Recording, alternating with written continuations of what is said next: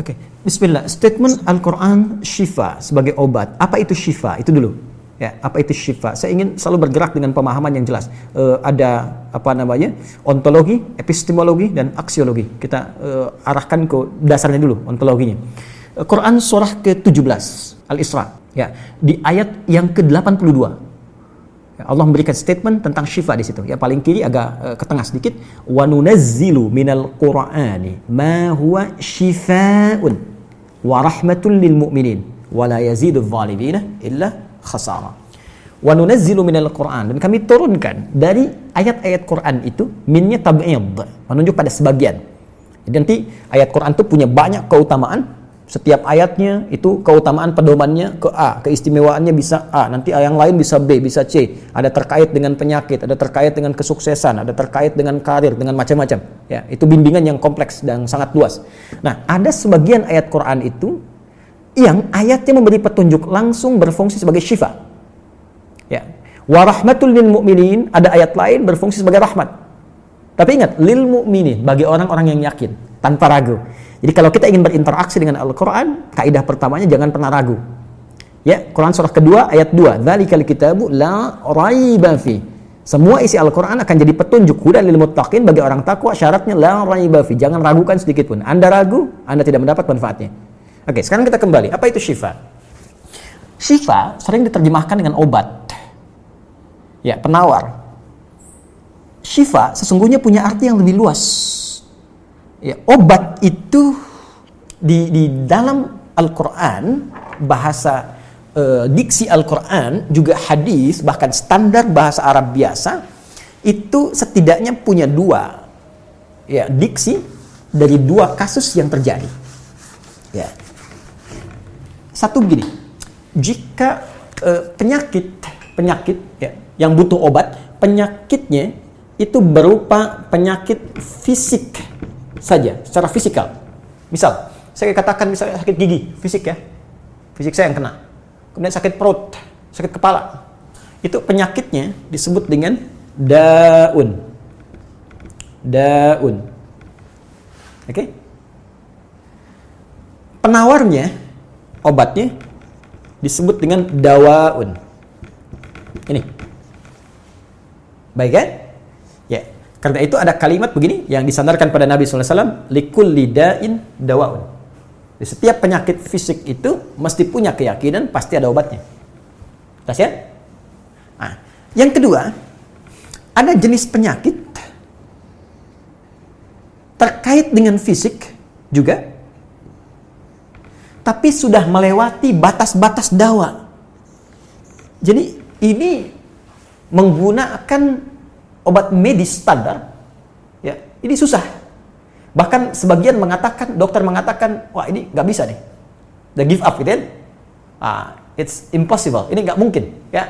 Jadi sudah give up di sini, ini udah nggak memungkinkan. Nah. Atau yang kedua, penyakitnya tidak terkait dengan fisik secara langsung, tapi ada yang terkait dengan aspek-aspek psikal, ya, secara psikologis. Penyakit hati, iri hati, dengki, dan dendam, dan itu juga berpengaruh kepada fisik, tapi sudah melampaui batas fisik. Orang iri hati kan fisiknya terganggu, kayak enak makan, kan?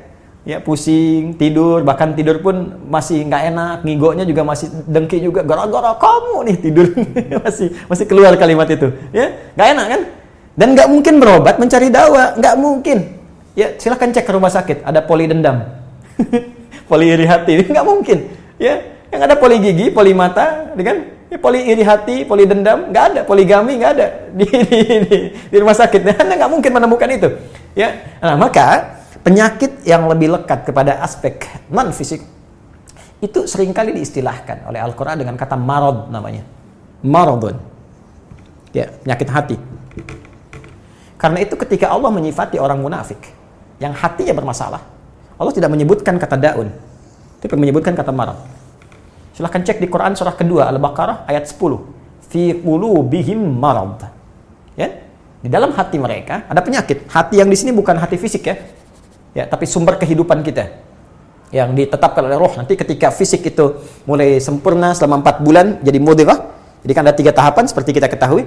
Ya, dari mulai di Al-Arba'in, kalau kita baca Al-Arba'in, Al-Imam An-Nawawi, hadis nomor yang keempat, ya, Abdullah bin Mas'ud radhiyallahu ta'ala anhu qala Rasulullah SAW huwa as-sadiqul masduq inna ahadakum yujma'u fi batni ummihi 40 yawman nutfah. 40 hari pertama ya, itu baru berbentuk penyatuan, perpaduan antara spermatozoa dengan ovum, thumma yakunu alaihi 'alaqah, kemudian mithla dzalika 'alaqah, 40 hari kedua berbentuk zigot yang telah menempel di dinding rahim, thumma yakunu mithla dzalika mudghah, 40 hari ketiga berbentuk mudghah, daging keratan. Bahkan sudah jadi bahasa sekarang ya di masa bahasan janin ya, di kurikulum kedokteran saya lihat redaksinya sama, mudghah ya. Nah, dalam fase ini kemudian ditiupkan roh ya, wa yursalu alaihimul malak, alaihil malak, dan diutus malaikat, wa yu'maru bikatbi arba'in, dan diperintahkan menetapkan 4 hal. Nah, saat ditiupkan roh ini, itu terjadi kemudian penyatuan antara fisik dengan roh. Itu ada di Quran surah ke-15 ya, ayat ke-28. Ya, wa idz qala rabbuka lil malaikati inni khaliqun basyaran min salsalin min hama'in masnun fa idza sawaituhu wa nafakhtu fihi min ruhi. Jadi roh masuk ke dalam jasad seseorang, ya, ke dalam fisik seseorang. Ketika sudah masuk, dia bisa bernafas kan, ada kehidupan, unsur kehidupan. Karena itu nafas terambil dari bahasa Al-Qur'an. Jadi begitu kemudian sudah masuk roh ke dalam jiwa, menjadi nafas namanya, berubah dari roh jadi nafas. Ya, maka dia membawa 2 potensi. Ya, ada fujur, ada takwa. Di Quran surah 91 ayat 7 sampai 10. Wa nafsi wa ma sawwaha fa alhamaha fujuraha wa taqwaha. Jelas ya? Maka wa nafsi wa ma sawwaha, jika roh sudah masuk ke dalam jiwa jadi nafas, dan disitulah manusia bisa bernafas. Tapi jangan lupa dia membawa 2 potensi. Ada potensi kebaikan, takwa, ada katalis kebaikan. Saya tidak mengatakan yang buruk. Itu katalisnya. Jadi lawannya langsung. Yaitu jujur, lawannya dusta. Ya, marah, lawannya sabar. Yang sabar itu takwa, jujur itu takwa. Yang marah, yang sombong, yang bohong, itu namanya fujur, itu katalisnya. Di Allah menciptakan sifat marah bukan ingin membuat Anda pemarah, tapi ingin kemudian memacu supaya yang sabarnya muncul. Sebab kalau nggak ada marah, bagaimana bisa ada sabar? Itu cara membacanya. Nah, di sini terjadi pergolakan. Ya. Apa kaitannya dengan ini? Orang-orang yang tidak bisa mengendalikan sifat takwanya dan tidak menjadikan sifat fujurnya sebagai katalis, tapi diikuti menjadi dominan, maka jadi penyakit di hatinya. Itu yang disebutkan dengan marad namanya. Ya, itulah yang memunculkan penyakit riya, pamer, gitu kan? Sum'ah, ingin didengar orang, sombong turunannya, ya, kemudian dendam dan sebagainya. Ini marad. Marad ini dan penyakit yang sudah melewati batas fisik, kalaupun terkait dengan fisik, nggak ada obatnya dari dawa. Yang ada hanya syifa. Syifa. Maka jika ada orang tertentu yang terkena penyakit fisik yang sudah di luar batas dawa, yang medis misalnya udah nggak bisa nih, dia nggak mungkin, maka beralihlah dari dawa ke syifa. Ini yang pernah dilakukan oleh Nabi Ayyub alaihissalam. Ketika diuji dengan penyakit, Allah contohkan langsung supaya kita bisa meniru. Bukankah ayat ini turun ketika Nabi diuji dengan penyakit? Ya, supaya memohon kepada Allah. Jadi kan Nabi Ayub kan divonis dengan penyakit yang tidak pernah diderita oleh orang sebelum beliau, tidak akan dirasakan oleh orang setelahnya. Yang paling menarik apa yang dilakukan? Ketika semua mengatakan nggak mungkin, lalu turun kemudian gambaran dari Allah. Quran surah ke-21 ayat 83 sampai 84. Wa ayyuba, pakai fathah loh, bukan dhamma, bukan kasrah. Ya, fathah itu menunjukkan sesuatu di masa lalu untuk dibuka bagi orang di masa depan. Ya, fathah itu dibuka. Itu ilmu lughahnya. Saya spesialisasi di bahasa Arab. Jadi di antara makna itu fathah, kenapa ada fathah, ada dhamma, ada kasrah, itu ada maknanya. Wa ayyuba, dan kami buka kisah Ayub di masa lalu sebagai inspirasi untuk orang di masa depan. Idnada rabbahu anni masanni yadhurru wa anta arhamur rahimin. Ketika beliau mulai meninggalkan opini manusia dan mulai kembali kepada Allah dengan sangat kuat untuk spesifik memohon kesembuhannya. Ya Allah, penyakit ini sudah mengganggu saya. Untuk ibadah, itu poinnya.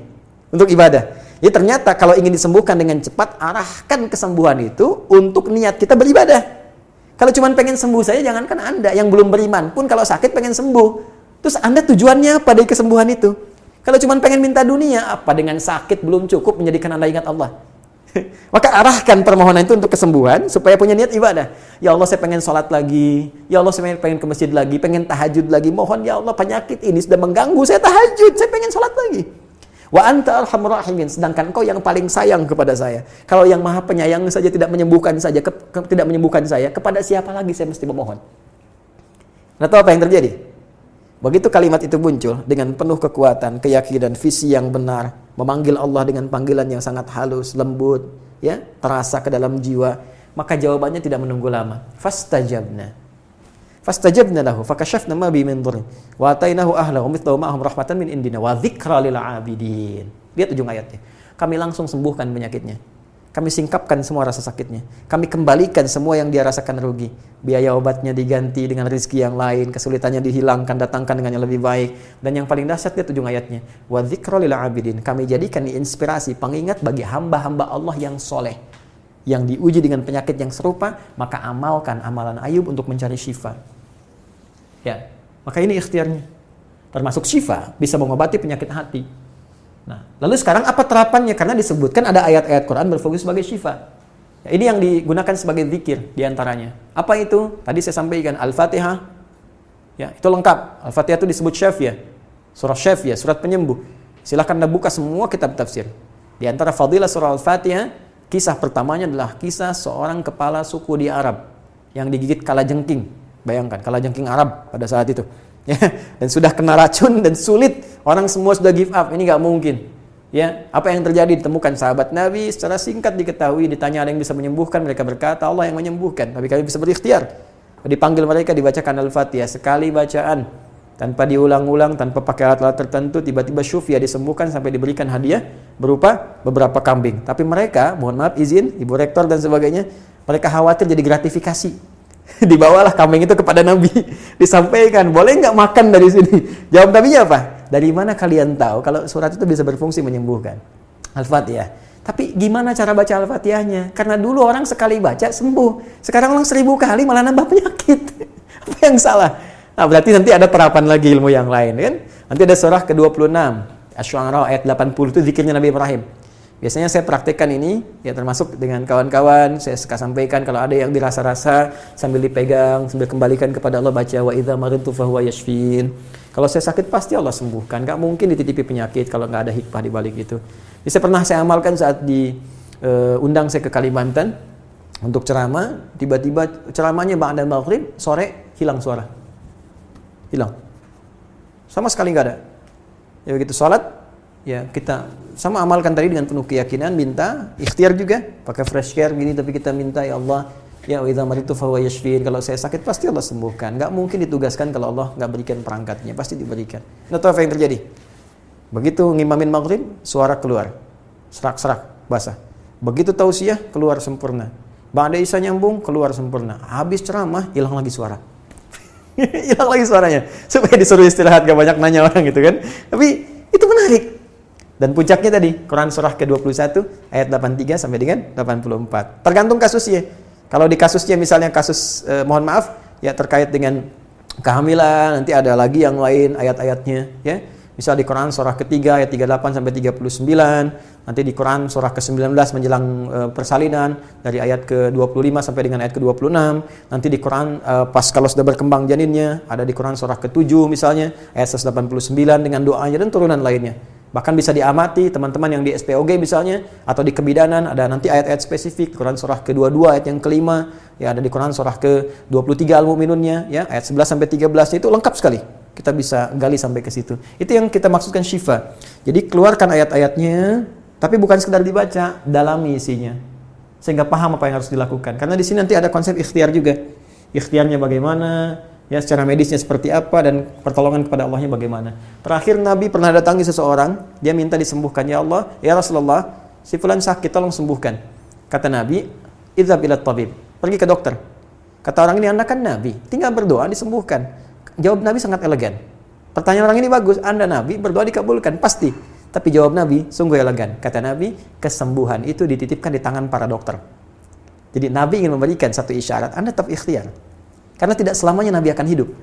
Ya, karena itu dokter-dokter mesti belajar. Saya mendambakan dokter-dokter yang bisa belajar dari Quran juga. Saya mengharapkan nanti ada dokter mata yang hafal, ya. Misalnya ayat-ayat tentang doa, tentang mata, ya, riset tentang ayat-ayat mata, hadis-hadisnya apa, sehingga Anda bisa menerapkan resep-resep yang indah. Ya, aduh, kenapa nih dok, mata saya nih nggak bisa dikontrol nih, sakit.